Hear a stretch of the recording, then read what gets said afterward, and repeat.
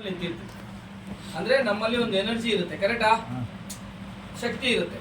ಯಾವಾಗ ನಾವು ಈ ಲೆಗ್ಸ್ ನ ಕ್ಲೋಸ್ ಮಾಡಿಬಿಡ್ತೀವಿ, ಕ್ಲೋಸ್ ಮಾಡಿ ಸರ್, ಫುಲ್ ಕ್ಲೋಸ್. ಇವಾಗ ಏನಾಗುತ್ತೆ ಅಂತ ಹೇಳಿದ್ರೆ ಬಾಡಿ ಇಂಬ್ಯಾಲೆನ್ಸ್. ನಾನೇನ್ ಮಾಡ್ತೀನಿ, ಹಿಂಗ್ ತಳ್ಳಿದ್ರೆ ಅವರು ಬಿದ್ದೋಗ್ತಾರೆ. ಯಾಕಂತ ಹೇಳಿದ್ರೆ ಬ್ಯಾಲೆನ್ಸ್ ಇಲ್ಲ. ಅದೇ ಹಿಂಗ್ ನಿಂತುವಾಗ ಬ್ಯಾಲೆನ್ಸ್ ಇರುತ್ತೆ, ಕರೆಕ್ಟ್ ಅಲ್ವಾ?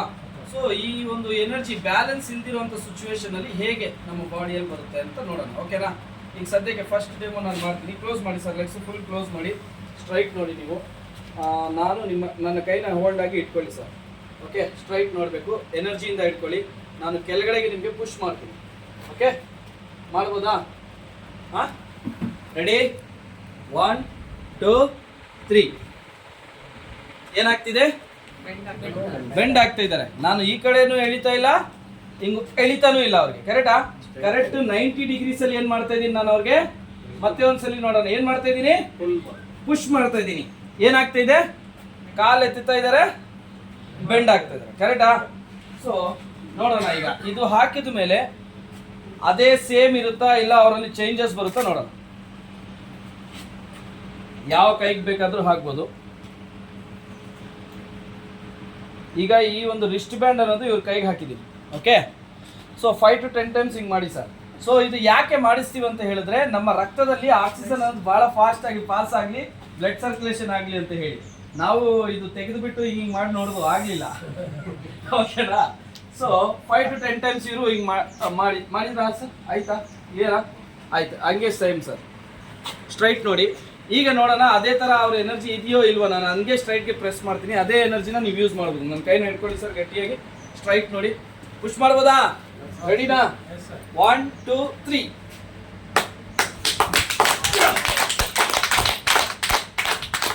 ಏನಾಯ್ತಪ್ಪ, ಆವಾಗಲೇ ಬೆಂಡ್ ಆದ್ರಿ, ಇವಾಗ ಡಬಲ್ ಎನರ್ಜಿ ಹಾಕಿದ್ರು ಬೆಂಡ್ ಆಗ್ತಿಲ್ಲ. ಏನ್ ಸಮಸ್ಯೆ?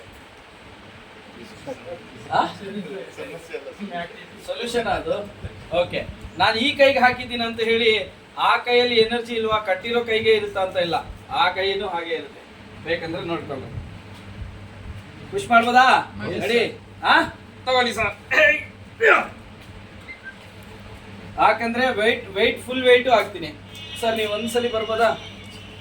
ಇನ್ಸ್ಪೆಕ್ಟರ್ ಅಂತ ಹೇಳಿದ್ರೆ ಫಿಟ್ ಆಗಿರ್ತಾರೆ, ಅದಕ್ಕೋಸ್ಕರ. ಕ್ಲೋಸ್ ಮಾಡಿ ಸರ್, ಲೆಗ್ಸ್ ಕ್ಲೋಸ್ ಮಾಡಿ, ಹಂಗೆ ಸ್ಟ್ರೈಟ್ ನೋಡಿ. ಈಗ ನಾನು 78 kg ಇದ್ದೀನಪ್ಪ, ಹಾಕ್ಬಿಡ್ಲಾ ವೆಯ್ಟು? ಬೆಂಡ್ ಆದ್ರು ಅವರು ಆಗಿಲ್ಲ, ಕರೆಕ್ಟಾ? ಏನೇ ಮಾಡಿದ್ರು ಆಗ್ತಾ ಇಲ್ಲ. ಇದು ತೆಗೆದ್ರು ಅವರಲ್ಲಿ ಆ ಶಕ್ತಿ ಅನ್ನೋದು ಹಾಗೆ ಇರುತ್ತೆ. ಇದು ಕಟ್ಟಿದ್ರೆ ಮಾತ್ರ ಅಂತಲ್ಲ, ಎಲ್ಲಿವರೆಗೂ ಅವ್ರು ಮೊಬೈಲ್ ಮುಟ್ಟಲ್ಲ ಅಲ್ಲಿವರೆಗೂ ಆ ಶಕ್ತಿ ಹಾಗೆ ಇರುತ್ತೆ. ಬೇಕಂದ್ರೆ ನೋಡಿ, ಓಕೆನಾ? ಈಗ ನೋಡೋಣ. ಒಂದು ಮೊಬೈಲ್ ಕೊಡಿ ಸರ್ ಅವ್ರಿಗೆ. ನಿಮ್ದೇ ಮೊಬೈಲ್ ತಗೊಂಡು ಒಂದು ವಾಟ್ಸಪ್ ಓಪನ್ ಮಾಡಿ ಸರ್. ಮೊಬೈಲ್ ರೇಡಿಯೇಷನ್ ಎಷ್ಟು ಬ್ಯಾಡ್ ಅಂತ ಹೇಳಿದ್ರೆ ಇವತ್ತು one of the biggest reason for heart attack, ಓಕೆನಾ? 2G ಬಂತು, ಕರೆಕ್ಟ್ ಆಗಿತ್ತಲ್ಲ? 3G ಬಂದ್ಮೇಲೆ ಏನಾಯ್ತು? ಗುಬ್ಬಚ್ಚಿ ಮಾಯ. 4G ಬಂತು, ಏನಾಯ್ತು? ಕಾಗೆ ಮಾಯ. ಪಿತೃ ಪಕ್ಷಕ್ಕೆ ಪಿಂಡ ತಿನ್ಲಿಕ್ಕೆ ಹಾಕೇ ಇಲ್ಲ. ಈಗ ತಿಂದೋದ್ರೆ ಪುಣ್ಯ ಅಂತ, ತಿಂದಿಲ್ಲ ಅಂದ್ರೆ ಕರೆಕ್ಟಾ? 5G it's a very bad radiation. ಅರ್ಥ ಆಗ್ತಿದೆಯಲ್ಲ? ಈಗ ಅವರು ಮೊಬೈಲು ತಗೊಂಡ್ರು, ಮೆಸೇಜ್ ಓಪನ್ ಮಾಡಿದ್ದಾರೆ, ಕರೆಕ್ಟಾ? ಇಟ್ಬಿಡಿ ಸರ್, ತೊಂದರೆ ಇಲ್ಲ. ಈಗ ನೋಡೋಣ ಅದೇ ಎನರ್ಜಿ ಅವರಲ್ಲಿ ಇದೆಯಾ ಇಲ್ವಾ ಅಂತ, ಓಕೆ? ಅದೇ ತರ ನಿಂತ್ಕೊಳ್ಳಿ ಸರ್, ಕಾಲು, ಓಕೆ? ಪುಷ್ ಮಾಡ್ಬೋದಾ ನಾನು ಇವ್ರಿಗೆ? 1 2 3. ಏನಾಗ್ತಿದೆ? ನಾನು ಎಷ್ಟು ಎನರ್ಜಿ ಹಾಕಿದ್ನ, ಇದಕ್ಕೆ ಮುಂಚೆ ಹಾಕಿದ ಎನರ್ಜಿ ಹಾಕಿದ್ನ, ಸುಮ್ಮನೆ ಹಂಗೆ ಆಗ್ತಾ ಇದ್ದೀನಿ. ಈಗ ಇವರು ನಮ್ಮ ಬಿಸ್ನೆಸ್ ಅಲ್ಲಿ ಇನ್ನೂ ಬಂದಿಲ್ಲ, ಹೊಸಬರು ಇವರು, ಓಕೆನಾ? ಕರೆಸಿ ನಾನು ಡೆಮೋ ಮಾಡಿದ್ದೀನಿ. ಈಗ ಯಾಕೆ ಸರ್ ಬೆಂಡ್ ಆದ್ರೆ? ಈಗ ಎನರ್ಜಿ ಡಿಸ್ಚಾರ್ಜ್ ಆಯ್ತು. ಸರಿ, ತಗೊಳ್ಳಿ ಸರ್, ಆಯ್ತು. ಮೊಬೈಲ್ ಇಟ್ಕೊಳ್ಳಿ, ಕೈಯಲ್ಲೇ ಇಟ್ಕೊಳ್ಳಿ, ತೊಂದರೆ ಇಲ್ಲ. ಒಂದ್ರಿಲ್ಲ ಅಂದ್ರೆ 10 ಇಟ್ಕೊಳ್ಳಿ. ಇದು ಹಾಕೊಂಡ್ರೆ ರೇಡಿಯೇಷನ್ಸು ಎಫೆಕ್ಟ್ ಆಗಲ್ಲ. ನೋಡಿ ಈಗ ಇದನ್ನ ಹಾಕ್ತಾ ಇದ್ದೀನಿ ನಾನೇನೇ. ಇದು ಒಂಚೂರು ನೆಗೆಟಿವ್ ರೇಡಿಯೇಷನ್ ಅನ್ನೋದು ನಿಮಗೆ ಎಫೆಕ್ಟ್ ಆಗಲ್ಲ, ನೀವು ಎಷ್ಟೇ ಮೊಬೈಲ್ ಇಟ್ಕೊಳ್ಳಿ. ಇದು ಅನದರ್ ಬೆನಿಫಿಟ್ ಅಂತಲೂ ಹೇಳ್ಬೋದು, ಓಕೆ? ಈಗ ರೇಡಿಯೇಷನ್ಸು ಕೈಯಲ್ಲಿದೆ, ರಿಸ್ಟ್ ಬ್ಯಾಂಡು ಕೈಯಲ್ಲಿದೆ. ಸೇಮ್ ಎನರ್ಜಿ ಇದೆಯಾ ಇಲ್ವಾ ನೋಡೋಣ. ನಮ್ಮ ಪ್ರಾಡಕ್ಟ್ ಕೆಲಸ ಮಾಡುತ್ತಾ ಇಲ್ವಾ ಅಂತ ಈಗ ಗೊತ್ತಾಗ್ಬಿಡುತ್ತೆ, ಕರೆಕ್ಟಾ? ಮೊಬೈಲು ಕೈಯಲ್ಲಿದೆ ತಾನೆ, ಮತ್ತೆ ಅದೇ ತರ ನಿಂತ್ಕೊಳ್ಳಿ ಸರ್, ಸೇಮ್, ಓಕೆ?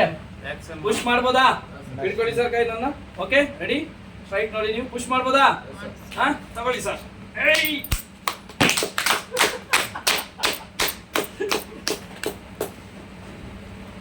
ಏನ್ ಅನ್ಸ್ತು ನಿಮ್ಗೆ? ಅದೇ ಫೀಲ್ ಆಕ್ಚುಲಿ ಈಗ ನೀವು ಅದು ಹಾಕೊಂಡ್ರೆ ಬೆಂಡೆ ಆಗ್ತಿಲ್ಲಲ್ಲ, ನಿಮ್ಗೆ ಏನ್ ಅನ್ಸ್ತಾ ಇದೆ ಹೇಳಿ. ಆಬ್ವಿಯಸ್ಲಿ ಒಂದು ಎನರ್ಜಿ ಕ್ರಿಯೇಟ್ ಆಗಿದೆ, ಒಂದು ಎನರ್ಜಿ, ಒಂದು ಪವರ್ ಫೀಲ್ ಆಗುತ್ತೆ. ನಾವು ಏನು ಅನ್ಸ್ಕೊಂಡು ನಾವು ಏನು ಮೆಂಟಲಿ ಪ್ರಿಪೇರ್ ಆಗೋದು ಬೇಡ, ಏನು ಹಾಗೆ ಅನ್ಸ್ಕೊಳ್ಳೋದು ಬೇಡ, ಸೈಕಾಲಜಿಕಲಿ ಪ್ರಿಪೇರ್ ಆಗೋದು ಬೇಡ. ಅದು ಆಟೋಮೆಟಿಕಲ್ ಅಂದರೆ ಅದು ಆಟೋಮೆಟಿಕ್ ವರ್ಡ್ ನನಗೂ ನೆನೆಯಿಂದ ಅದು ಕಾಡ್ತಾ ಇದೆ. ಆಟೋಮೆಟಿಕ್ಕಿಂದ ಜಾಸ್ತಿ ನ್ಯಾಚುರಲ್. ಸೊ ನ್ಯಾಚುರಲ್ ಏನು ಅದರ ಎನರ್ಜಿ ಕ್ರಿಯೇಟ್ ಆಗಬೇಕು ಅದು ಕ್ರಿಯೇಟ್ ಆಗ್ತಾ ಇದೆ ಅಷ್ಟೇ. Thank you sir. Thank you. Thank you. ಹಾಂ, ಇದು ಯಾಕೆ ಹಿಂಗಾಗುತ್ತೆ ಅಂತ ಹೇಳಿದ್ರೆ ಆಲ್ರೆಡಿ ನಿಮಗೆ ನಾನು ನಿನ್ನೆ ಹೇಳ್ತಾ ಇದ್ದೆ. ಎಷ್ಟೋ ಜನ 9ನೇ ಕ್ಲಾಸ್ ಎಷ್ಟು ಜನ ಓದಿದ್ದೀರಾ? ಹಾಂ, magnetic induction Michael Faraday scientist ಕಳಿಸ್ತಾ ಮೇಡಮ್. ಸೈಂಟಿಸ್ಟ್ 9th ಕ್ಲಾಸಲ್ಲಿ ಏನು ಹೇಳಿದ್ದಾರೆ ಅಂತ ಹೇಳಿದ್ರೆ, ಒಂದು good conductor and bad conductor ಅಂತ ರೆಡಿ ಮಾಡಿರ್ತಾರೆ. ಕರೆಕ್ಟಾ? ಗುಡ್ ಕಂಡಕ್ಟರ್ ರೆಡಿ ಮಾಡಿ ಏನು ಮಾಡಿರ್ತಾರೆ ಅಂತ ಹೇಳಿದ್ರೆ, ವೈರ್ಗಳು ಬಿಟ್ಟಿರ್ತಾರೆ.